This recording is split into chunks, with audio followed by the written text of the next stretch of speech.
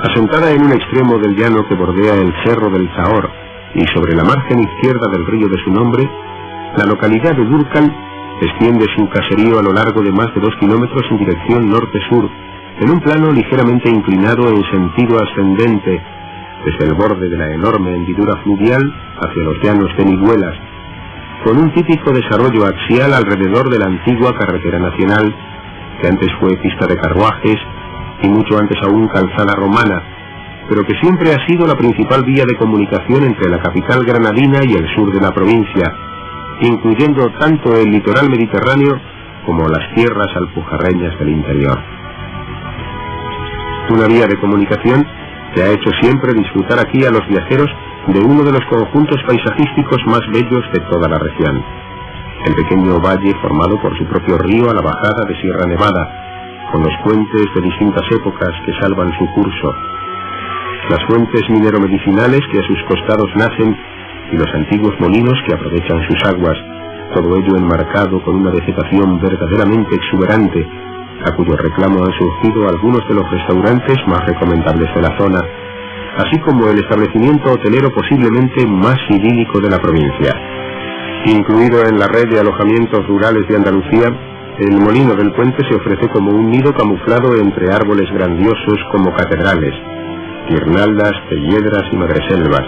miles de susurros y el salpicar continuo de las aguas de los manantiales.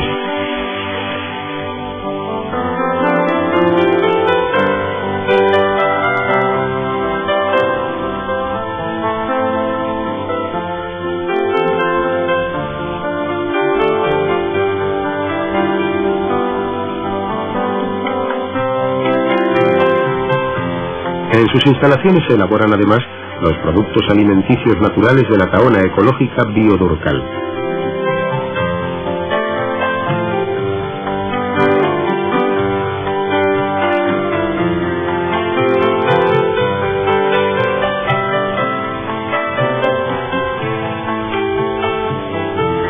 En el Chambao el Bizco, por su parte, se organizan todos los años distintas jornadas alrededor de la ancestral ceremonia de la matanza del cerdo, así como una muestra de la cocina popular del Valle del Lecrín.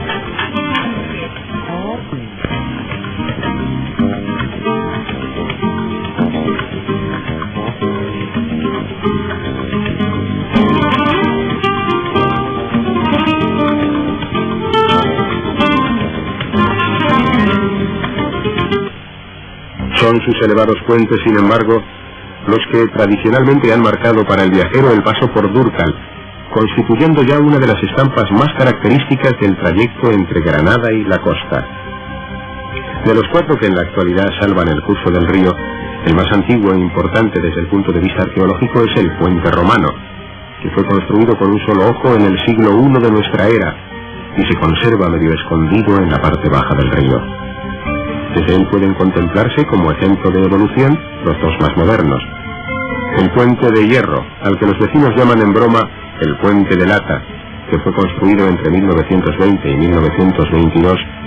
y reconvertido en paseo peatonal tras la desaparición definitiva del tranvía en los años 70, y el recién construido puente de hormigón,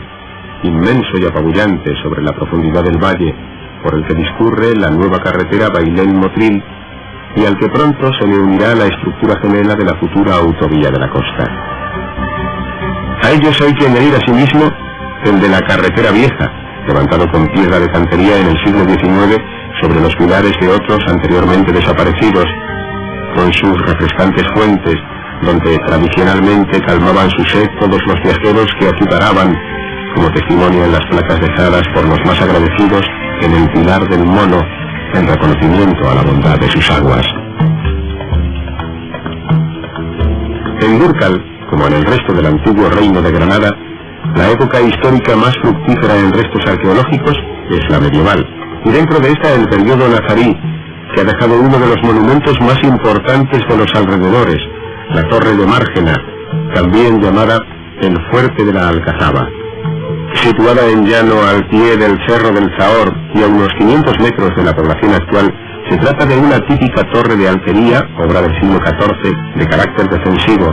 destinada a la vigilancia de los caminos y encargada de dar la alarma en caso de peligro.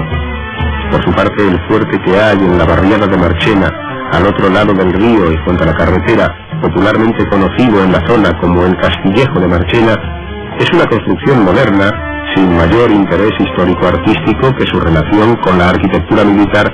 de los antiguos territorios coloniales españoles en el norte de África. Lo que sí tiene categoría de monumento andalusí, a pesar de su evidente deterioro, son las ruinas del antiguo castillo medieval de Dúrcal, localizado a unos 2 kilómetros al noroeste de la localidad, sobre un pequeño cerro llamado el Peñón de los Moros. Los escasos restos que se mantienen todavía en pie, conocidos en el pueblo como el Castillejo, permiten calcular que la fortaleza era de planta poligonal, aunque bastante irregular, y cubría una amplia extensión de terreno.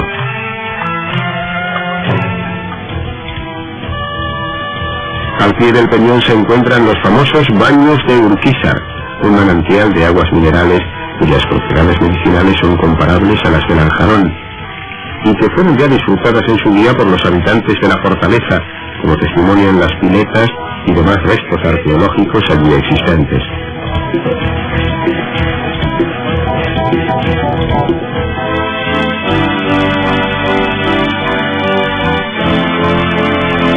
En cuanto al patrimonio de época cristiana, tiene su principal exponente en la iglesia parroquial, un sólido y elegante edificio levantado a mediados del siglo XVI, que resultó parcialmente destruido durante la rebelión de los moriscos, quienes, al igual que en Cozbíjar, lo saquearon y quemaron su primitiva armadura mudéjar, y que tras su posterior reedificación fue ampliado, añadiéndole 2 pequeñas naves a los costados de la primitiva y principal.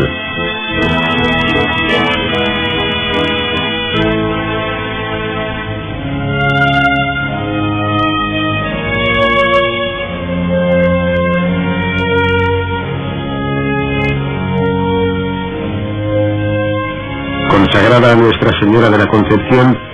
conserva en su altar mayor un meritorio tabernáculo de mármol y en otro de sus 12 altares auxiliares un crucifijo de excelente escultura que, según tradición, fue donado al pueblo por los propios reyes católicos. Entre las imágenes que residen en este templo llama la atención por su curiosidad la de San Ramón Nonato, representado con la boca sellada por un candado, en recuerdo del que, según la leyenda, le pusieron al santo en Argel para que dejara de molestar con su incesante prédica de la religión católica.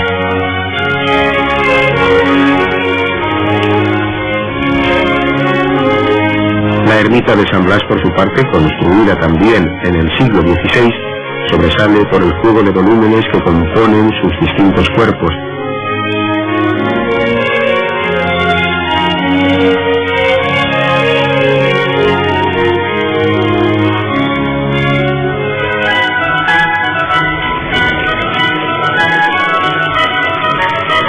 También merecen ser destacados el monumental Pilar de la Plaza, que es del tiempo de Isabel II, y el parque nuevo diseñado alrededor de la antigua estación del tranvía. Aunque cualquier época es buena para visitar la localidad que prestó su nombre a la popular actriz y cantante Rocío Dúrcal, quizás las fechas más adecuadas sean las que coinciden con las fiestas de invierno y las de verano, que se celebran respectivamente en honor de los copatronos del lugar. La primera el 3 de febrero por San Blas, al que además de sus típicas roscas de pan se le ofrece también la procesión de la Candelaria, y la segunda el 31 de agosto dedicada a San Ramón, a cuyo reclamo suelen acudir cada año los vecinos que hace tiempo se vieron obligados a emigrar por falta de trabajo en el pueblo. Otra ocasión igualmente recomendable para detenerse en Dúrcal es el final de la Semana Santa, comenzando por el Sábado de Gloria y su tradicional Noche de Serenatas, en la que es costumbre que los mozos manifiesten sus sentimientos colgando en las ventanas y balcones de sus enamoradas ramas que, según el árbol del que procedan, tienen distinto significado.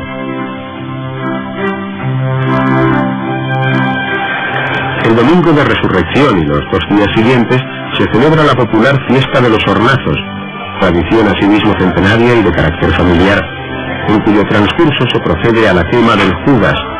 un fantoche que simboliza los vicios y mezquindades humanas, y se organizan excursiones campestres en las que se llegan a consumir más de 15.000 hornazos de huevo, unos 10.000 bollos de aceite y varios cientos de kilos de salchichón, morcilla y chorizo caseros, así como miles de onzas de chocolate.